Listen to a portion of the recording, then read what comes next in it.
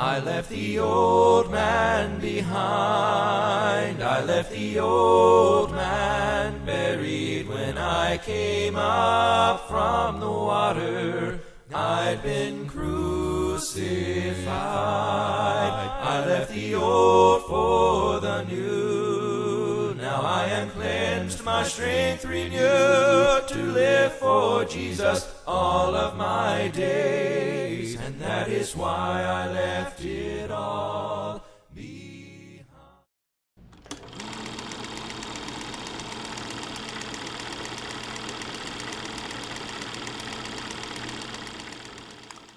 I was born in Chickamauga, Georgia, a small town, of course, sort of at the foot of Lookout Mountain. My religious journey began in December of 1938, just before my 10th birthday. We moved out on top of Lookout Mountain, just out from Cloudland, Georgia, and I had my 10th birthday in 1939. There was a church building out there on the mountain that they were not having services in. It was United Methodist Church, and MT.OLIVE was the name of that church. And my dad wanted to start a Sunday school class there, although he was a member of the Baptist Church, but it didn't seem to make any difference to him. So he checked with the proper individuals to see if he could do that, since they were not having services there at all. And so they permitted him to begin having services there, Bible studies. And at that time, by attending that group, I became interested in religion. Although I was young, I had my 10th birthday, 1939, and so while we was there, I began to ask a lot of questions about the church and different religious viewpoints.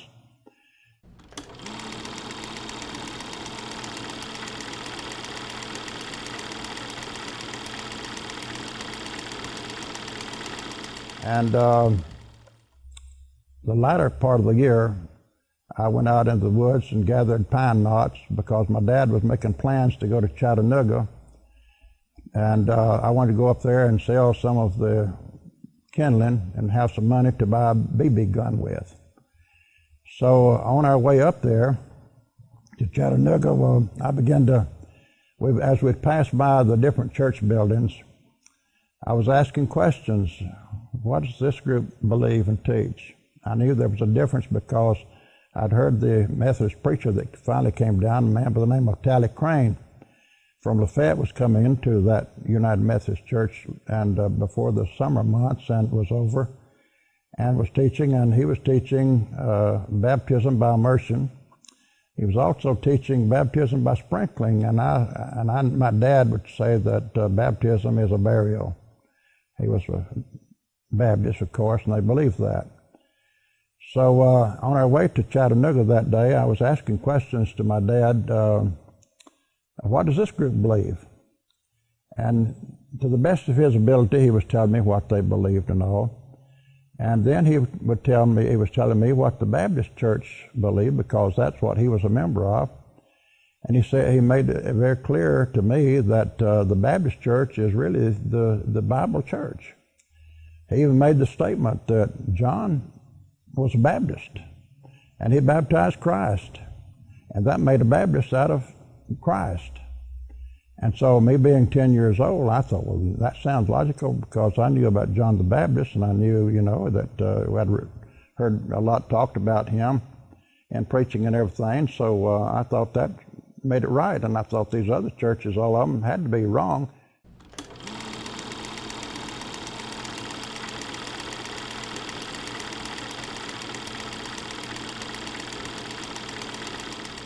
I couldn't understand why he told me, he said, they all get their teaching from the Bible. And I just could not understand how any person could, people could, or any book could be relied on if it taught so many different things. And that bothered me, to think that the the different religions was like that, and why they couldn't all just be one group and be a part of the Baptist Church, of course. But in later years, I learned better than that. I learned that the church that you read about in the Bible was not the Baptist Church, that it was started by a man by the name of Smith or Smythe in Holland. And so 1940, we moved off the mountain down to Menlo, Georgia. And so I then began to attend the services there at the Baptist Church in Menlo.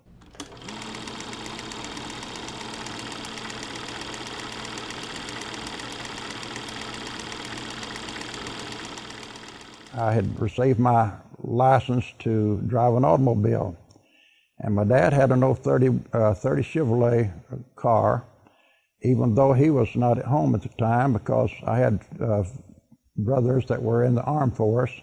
Had 4 brothers in the armed force, and one of which was out in the South Pacific in the Navy during World War II. So my dad went up to Chattanooga because one of my brothers was owner of a dry cleaning plant up there on Ringo Road, the sanitary cleaners. You may have seen that up there, and it's still there, as a matter of fact. And so he went to work there, and so I was the man of the house now at home. And my mother got well, she could play the piano, and the Dry Valley Baptist Church was going to have what they called a revival. And they invited her to come over and play the piano for them, so she didn't have to wait to get there. And I could now drive, so I would drive her over there. So the man that was holding the meeting there, his name was T. Perry Brannon. He was from Chattanooga, Tennessee. And so one night during the meeting, when he extended the invitation, he came back to me and he said, "Son, are you a Christian?" And I said, "No, I'm not." He said, "Well, all you've got to do to be a Christian is just believe that Jesus is the Christ." He said, "That's all you've got to do."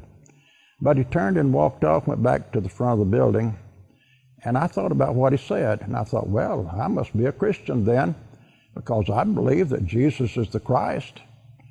So I just left my pew and I walked down to the front of the building where there was a man standing there, and he said, "Could I do something for you?" And I said, the preacher came back there where I was standing, and he asked me if I was a Christian, and I told him I was not. And he said that all you've got to do to be a Christian is to believe that Jesus is the Christ. And I said, "Well, I believe that Jesus is the Christ," so I said, "I must be a Christian."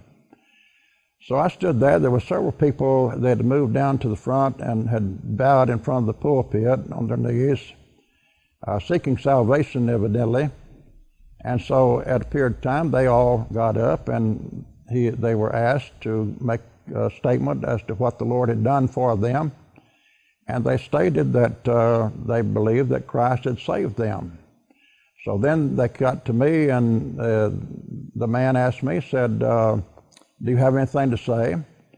And I said, "Yes, I do." I said, "The preacher came back there where I was a while ago standing, and he asked me if I was a Christian. I told him I was not. He said, 'Well, all you've got to do to be a Christian is believe.' And I said, 'Well, I believe that Jesus is the Christ, so I believe that I'm a Christian then.' And so they accepted that.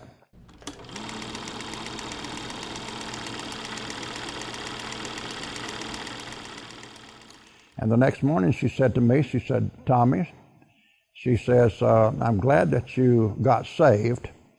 She says, "Now you need to join the church and be baptized." I said, "Well, Mama, can I go to heaven without doing that?" And she said, "Well, yes, you can, but you want to join the church and be baptized." I said, "Well, why?" She said, "Because you want to work for the Lord, don't you?" And I said, "Well, can't I work for the Lord like I am without joining the church and being baptized?" And she said, "Oh, well," said, "Yeah, you can, but said, you can do a better job if you join the church and be baptized." I said, "Well, Mama, I don't want to do anything that I don't have to do. If it's not necessary for me to join the church and be baptized, well, I'm just going to stay like I am, because I don't see any use of becoming a member of the Baptist church and being baptized if I don't have to do it. I want to go to heaven, but if I can go like this, well, then that's the way I'm going to do."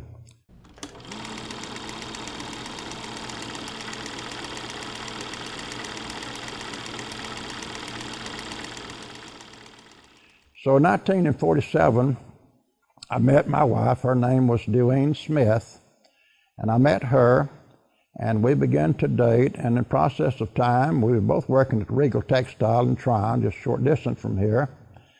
And so in process of time, well, we got married, and she did not profess to be a Christian at all. And we were attending the Perennial Springs Baptist Church, which of course is not very far from here. And so at some point in time during that year, well, they had a meeting there. They called it Revival. Oliver Pledger was the preacher. And so he was, of course, trying to get people to become Christians, he said. He would extend the invitation. So when he did extend the invitation, he told of a woman that had a daughter that had gone and left home. And this daughter was really kind of living a rough life and going to the dance halls and beer joints and places like that, the mother thought. So she had a picture of the daughter, and she told the preacher, said, according to what Oliver Pledger was telling, said, I want you to take this picture and put it in the beer joints and dance halls and places where I think that my daughter might attend, and put the words over that, come home. And so Oliver Pledger walked up and down the aisle saying, come home, come home. And so my wife went down to the front of the building, bowed down on her knees in prayer in front of the pulpit. And at that time, she made a confession that she felt that God had saved her, that she was now a Christian.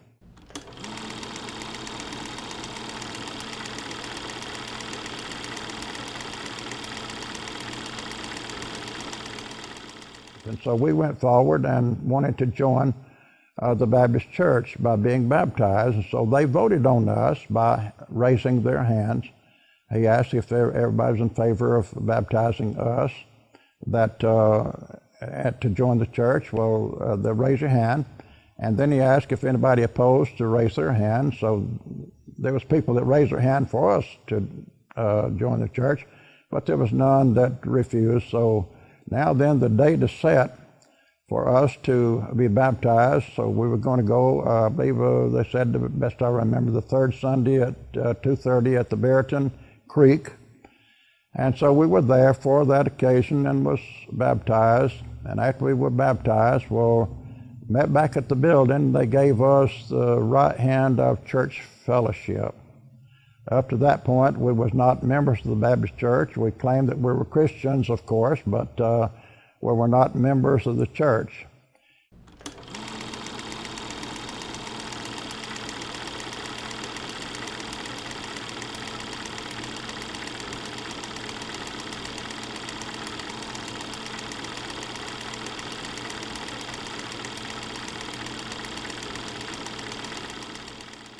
And my brother another brother of mine was working at the Peerless Woolen Mill in Rossville. And so I contacted him to see if he could help to get me a job there, and he got me a job. And I went there and stayed with them for a short period of time. And during that period of time, I then later began to stay with my aunt, my dad's sister rather, and Tom Crane, she had was married to him, and I was staying with them. And Billy Crane, first cousin of mine, and he and I were very good friends and all of our lives. And so he had begun to preach in the Baptist Church at different places. So I was well impressed with the fact that he was preaching, and so we visited back down to the Perennial Springs. We'd go as often as we could down there to services, and so they invited me one Sunday if I would preach down there. And they pretty well told me that all you got to do if you want to preach is just open your mouth and God would fill it. So I got up there without having prepared that much for the occasion, and I got up and I began to try to preach, and to tell you the truth, I didn't do too good. I wasn't pleased at all. So after this period of time, my wife and Terry and myself moved down to Lafayette, and we became members of the Second Baptist Church in Lafayette, Georgia. And so while there, a preacher there, his name was Dennis Hanna, he invited me on one Wednesday night to speak for them. And so I really put myself into it, preparing and studied real hard.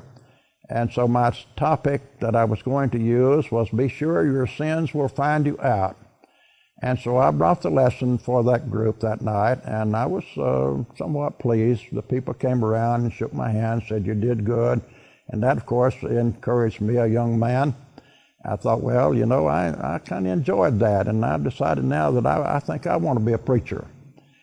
So Billy Crane, by this time had accepted an invitation to come down to the Spring Creek Baptist Church and preach for them.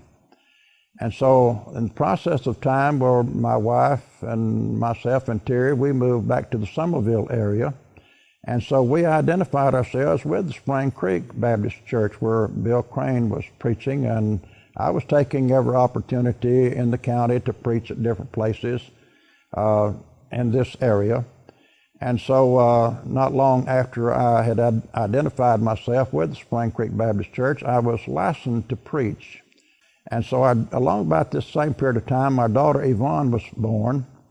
And so one Sunday evening, Bill Crane extended the invitation, and this was the way that he worded it. He said, if you want to get closer to the Lord, so just come down, let's all get on our knees and pray that we might get closer to the Lord. So I went forward and got down on my knees, and I think just about all the people at Spring Creek did so. And we was down there praying, and so my prayer was this: Lord, I want to be close to you, but I just don't know how. I want you to help me, that you'll help me to become close to you. And so my prayer ended like that.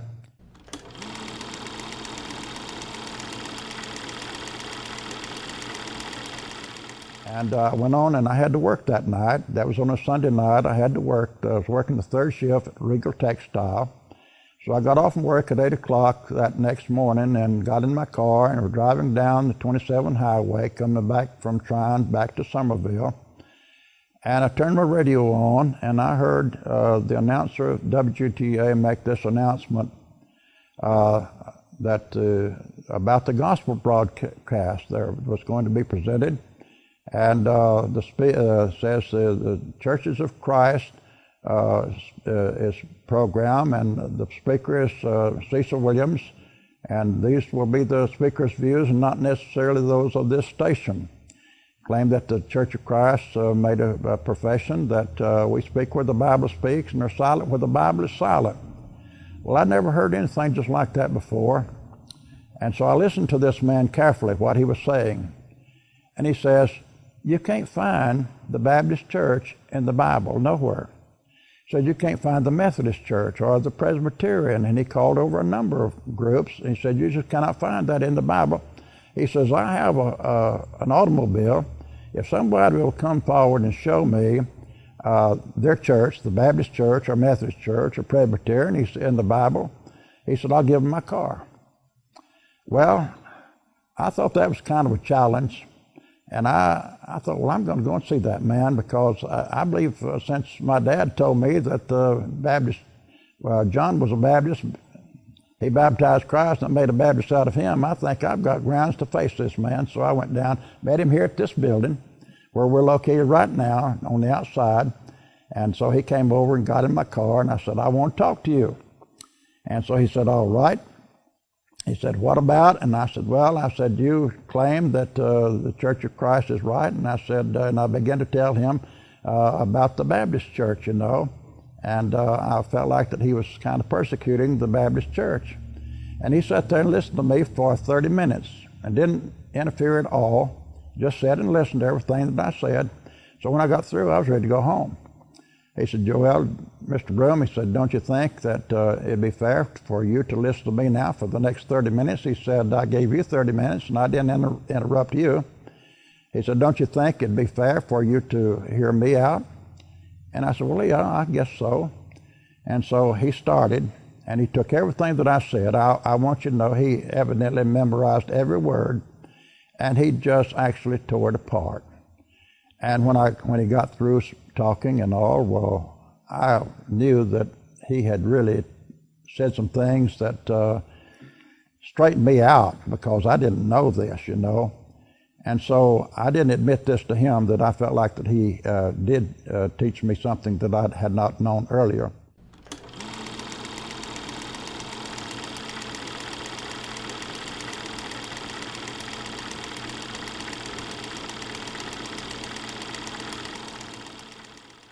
And it began to announce that they were going to have debates in the courthouse here. And he was going to debate a Church of God preacher. I believe the Church of God preacher's name was Bates or Batts. I'm not sure of the name exactly. And so I went to hear the debates every night, because I was working the third shift and I could do that. And so I will tell you this, that this Church of God preacher was very intelligent, and he knew his Bible well. And Cecil Williams, because this man had challenged Cecil Williams to the debate, so he went first. He presented the argument, and about the doctrine of saved, sanctified, and filled with the Holy Ghost, I believe, was the topic that they used, and things of such nature. And so I thought, well, Cecil Williams is not going to be able to answer that man's argument. But I sat and listened carefully to both, and he did. When he came on, Cecil Williams was very strong. This man believed in speaking in tongues, and they used instruments of music in the worship and things like that. And Cecil Williams just took the Bible and actually just refuted what this man was teaching right down the line. And I could see it. I could understand it. And I continued to listen, and I went to all the debates, and I listened to him on the radio program. And there was also a man in Tryon that was preaching. His name was A.C. Grider. And he came on at a different time during the day, and I was listening to him. And there's quite a discussion on the radio. They were allowed to call names on the radio, and that was taking place. And there was a man by the name of G. Carl Green that came into the area. And so he was arguing the point that Abraham believed God, and it was imputed unto him for righteousness, and he was called a friend of God. And he was taking the stand that a person is saved by faith only, and that Abraham was justified by faith only. So, of course, A.C. Grider was able to refute what this man said, and I could see it very clearly, because he'd go over into the book of James and show that we're not justified by faith only.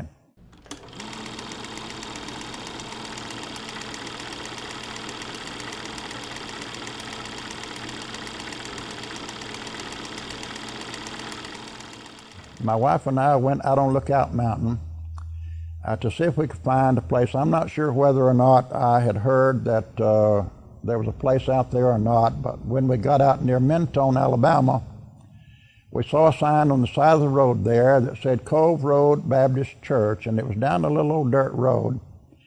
And so I went down that road and found the Cove Road Baptist Church building, and it was growed up around the building.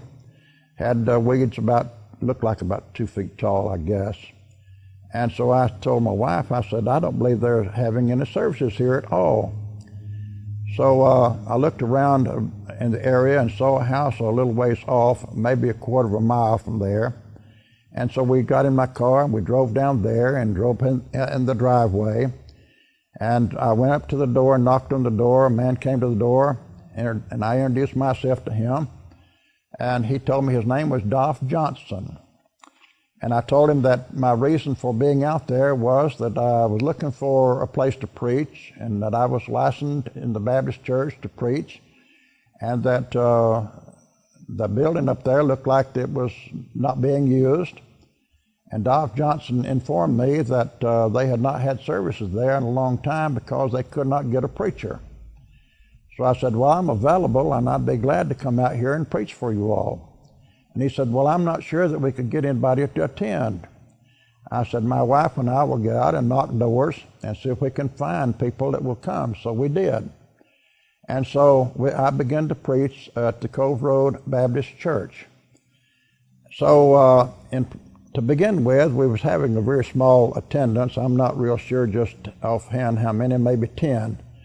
people was there. And there was a lady that could play the piano, and so we had somebody that led the singing, and I would bring the lessons, and I did my very best, even though I believed what I was hearing on the radio that Cecil Williams and A.C. Grider was teaching. I was believing what they were teaching to be the truth, and so I was having a problem actually coming up with material that would suit the Baptist individuals for preaching, because I did not believe in the doctrine of once saved, always saved. I did not believe in joining the church of your choice. I did not believe in instruments of music. I believed the Lord's Supper was to be observed every first day of the week, and here I am in the Baptist church trying to preach Baptist doctrine, and I'm having a complete hard time to find anything that would justify what I was trying to do.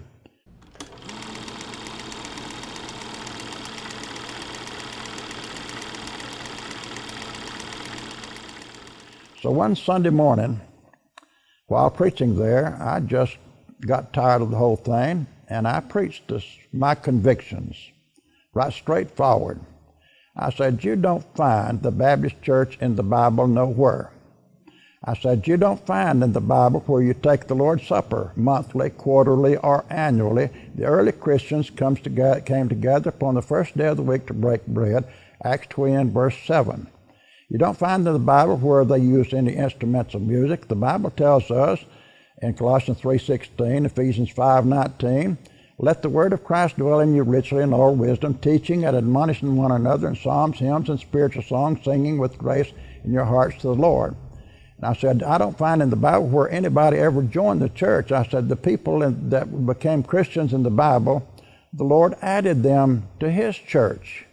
And the church that He added to had to be His church and not some man-made organization, because Jesus said, upon this rock I will build my church, and that's ownership. I said, Christ said it's my church, and I said, I don't think we have a right to establish man-made churches and all.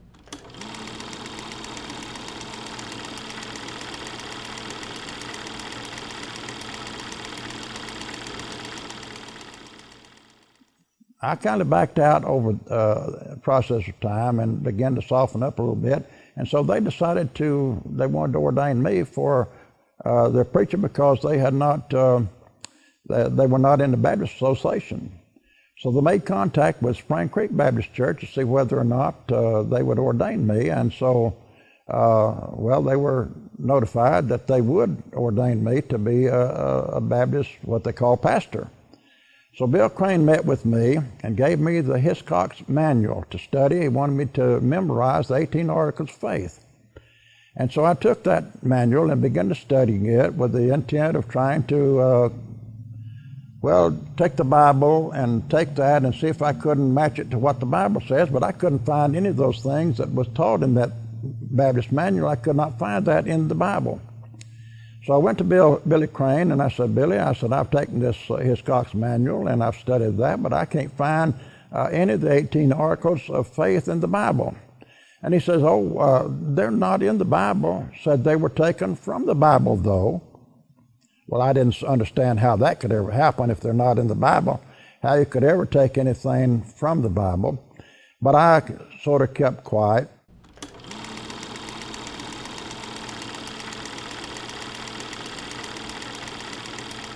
And so the process of time, we met at the church building at Spring Creek, and the building was full. I sat on the front row, and someone was playing the piano, a first cousin of mine. Another first cousin was blowing a trumpet, I think.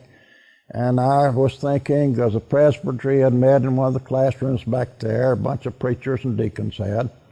And so I thought, well, if I let this ordination go on, I'll never get out of the Baptist church, and I've got to get out of the Baptist church. And so I just got up, and I went back to that classroom, and I knocked on the door. And a man came to the door, and he said, what could I do for you? And I said, well, I've got to talk to the men back here. I said, I've got to see it, and because I don't believe like the Baptist church believes. And so he went back in the room and told them that I was out there and that I wanted to come in and talk to them. And so they invited me to come in. And I got in there and they said, Tommy, what's your trouble? I said, well, I don't believe like the Baptist Church believes, and so I can't be ordained. I just don't think that I can allow it to happen. And they said, well, what is the difference? What is it that you believe that's different to what we believe? And I said, well, to start with, I said, I don't believe the Baptist Church is a Bible church. I said, you can't read about the Bible in the Bible about the Baptist Church. And I said, the doctrine that you teach, I said, you teach the doctrine of once saved, always saved. You teach that people are saved by faith only. I said, you have instruments of music in the worship. And I said, I cannot find any of this in the Bible. The Bible does not justify that kind of teaching. And so I said, the Bible teaches that the disciples came together upon the first day of the week. But I said, you all have the Lord's Supper monthly, quarterly, or annually, and you teach that. And one man said, he's a Carmelite. And so, well, I, of course, didn't let that bother me because I've been called a whole lot of things since I've been a Christian. But they asked me, said, Tommy, would you meet with us at Dalton Monday? That was on a Sunday afternoon. And I said, well, I'll be glad to. I said, we'll discuss these things. I said, yes, I'll be glad to discuss them with you if that's what you want to do.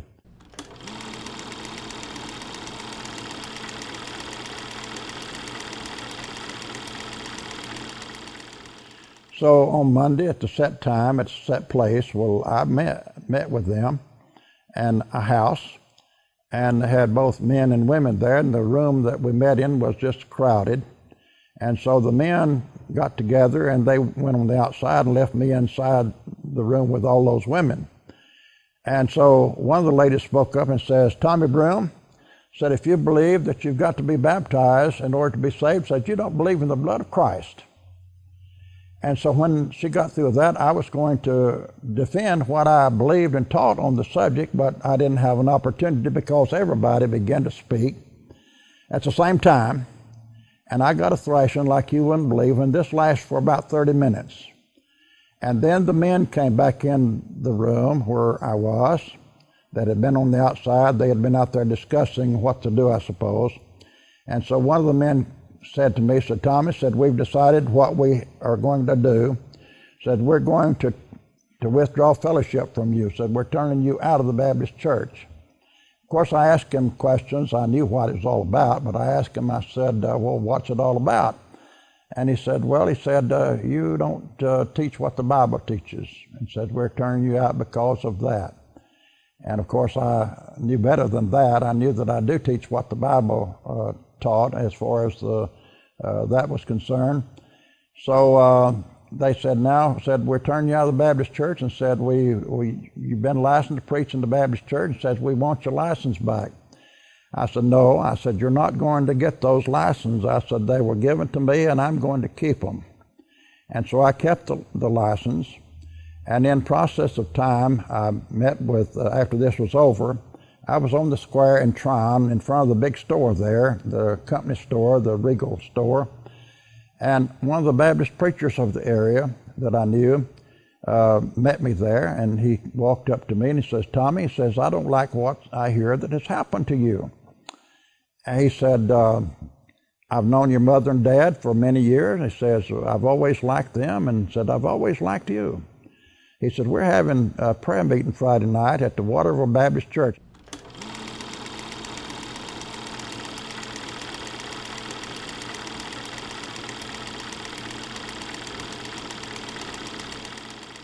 So I met with them at the Waterville Baptist Church for that prayer meeting that night, and he introduced me as having known me for many years and made a lot of comments about the family and all. And so then he turned it over to me, and my topic that night was why we don't have a revival today like they had in Acts 2. And I used the second chapter of the book of Acts, starting with verse 1, and I read and commented as I was talking on each verse throughout the whole chapter of the second chapter of Acts. And I don't know how long I was up talking to the people, possibly 30 or 40 minutes, but when I extended the invitation, there were 7 women came forward. And I hadn't thought of that. I didn't hardly know what to do. I didn't expect, I thought they'd hate me, really.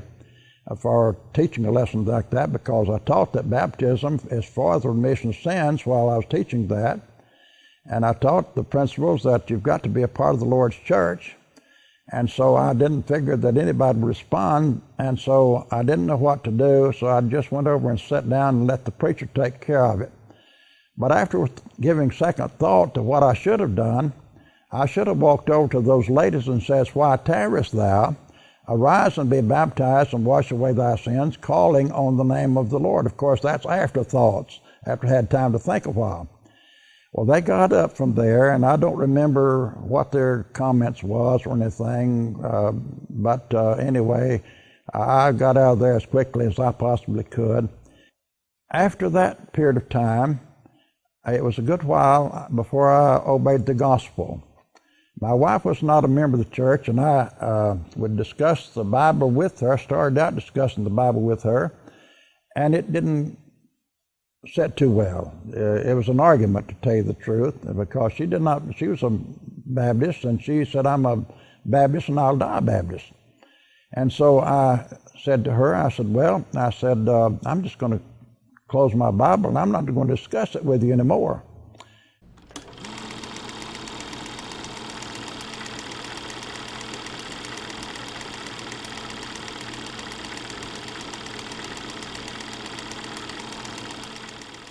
My wife's mother came to stay with us for a while, to visit with us a week or so. And me working the third shift, this morning that I got in from work, I went on to bed, and I could hear them talking in the kitchen. And my wife's mother was not in favor of what I had done, that I had left the Baptist church and had obeyed the gospel, come into the Lord's church. And she was putting the church down. And I could hear what was being said, and I was listening carefully, because my wife said, "Well, I've checked what they teach in the Bible," and she says, "They give you book, chapter, and verse for what they're teaching." She says, "They're teaching the Bible." And so I turned over and went to sleep, because I felt like we had her. Now, in December, after that event, and I don't know what month that was that took place, my wife came to me, and I had not said a word to her about it. She came to me and she said, "Would you think I was crazy if I asked you to take me over to the South Commerce Street Church building and baptize me for the remission of sins?" And I said, "No, I wouldn't think you're crazy."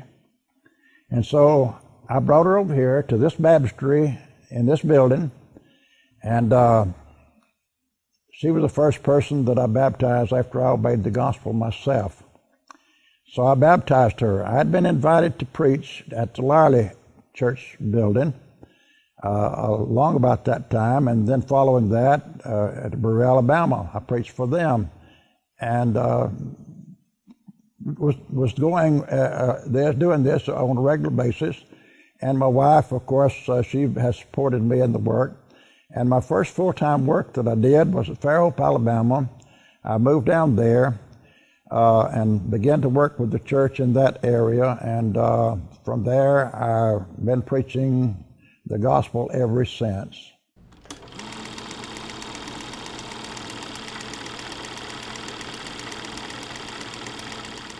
The Lord has been good to us.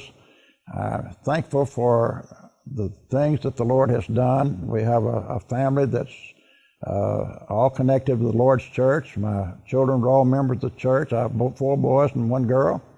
And our boys are all preachers. And our children, all of them that are old enough, are members of the Lord's church. And our great-grandchildren, some of them are members of the church. And some of our grandchildren, our grandsons, are deacons in the church. So I feel like the Lord has blessed me very much. Well, Jesus said, "I will build my church." Well, that's just as plain as can be. When Christ said, "I will build my church," he's talking about ownership. This is my church I'm going to build. I will build my church. He did not say, "I will build a Baptist church or a Methodist church." I will build my church. And he says, "The gates of hell shall not prevail against it." And another thought, the Apostle Paul said, "I bow my knees to the Father, our Lord Jesus Christ, of whom the whole family in heaven and earth is named." Now that's pretty powerful, is it not? How could anybody on the face of the earth go around and think, well, I can be a part of something other than what the Bible teaches? We're teaching what the Bible teaches. Does that answer your question?